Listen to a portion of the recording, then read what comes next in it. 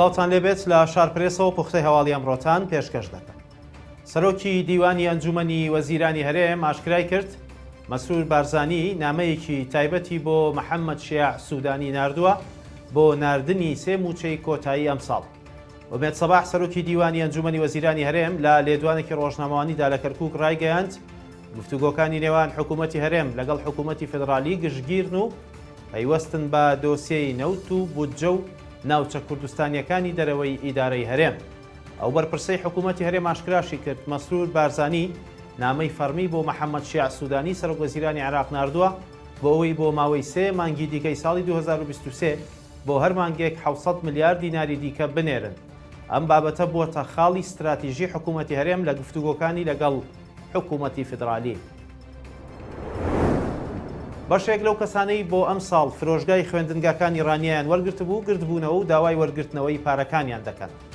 پێشنیوەڕۆی ئەمڕۆ بەشێک لەو کەسانەی کە بۆ ئەم ساڵ فرۆژگای خوێندنگەکانی سنووری پەروەردەی ڕانیان وەرگرت بوو لە بەردەم پەروەردەی ڕانیە گرت بوونەوە و داوایان کرد وەزارەتی پەروەردە ئەو بڕەپارەیان بۆ بگەڕێنێتەوە کە لە بەرامبەر وەرگرتنی فرۆژگاکان جالیان وەرگیراوە.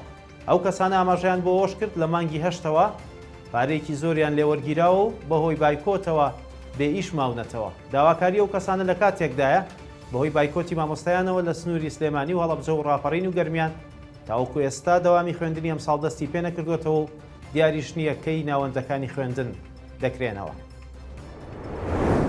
ئەندامێکی لیژنەی نەوت و گاز لە پەرلەمانی عێراق ڕایگەیاند بەم نزیکانە هەناردەکردنەوەی نەوتی هەرێمی کوردستان لە ڕێگەی بەندەری جەیهانی تورکیا دەست پێ دەکاتەوە.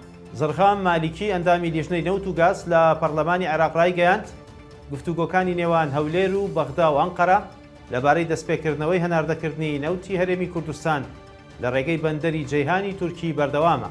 بەم نزیکانە دەگەنە ڕێکەوتن و هەناردەکردنی نەوت لە ڕێگەی بەندەری جەیهانی تورکیەوە دەست پێ دەکاتەوە. لەبارەی پرۆژە یاسای نەوت و گاز ئەندامەکەی لیژنەی نەوت و گاز وتی پرۆژە یاسای نەوت و گاز لای حکوومەتە چاوەڕێ دەکەن ئەنجومەنی وەزیران پەسەندی بکات و ڕەوانەی پەرلەمانی بکات بۆ ئەوەی خوێندنەوەی یەکەم و دووەمی بۆ بکرێت و دواتر پەسەند بکرێت. عێراق ببێتە خاوەن یاسایەکی نەوت و گازی پێشکەوتوو. لە 25 ئاداری ڕابردووەوە هەناردەی نەوتی هەرێمی کوردستان لەلایەن تورکیاوە بەهۆی بڕیارێکی دادگای ناوبژیوانی نێودەوڵەتی لە پاریس ڕاگیراوە.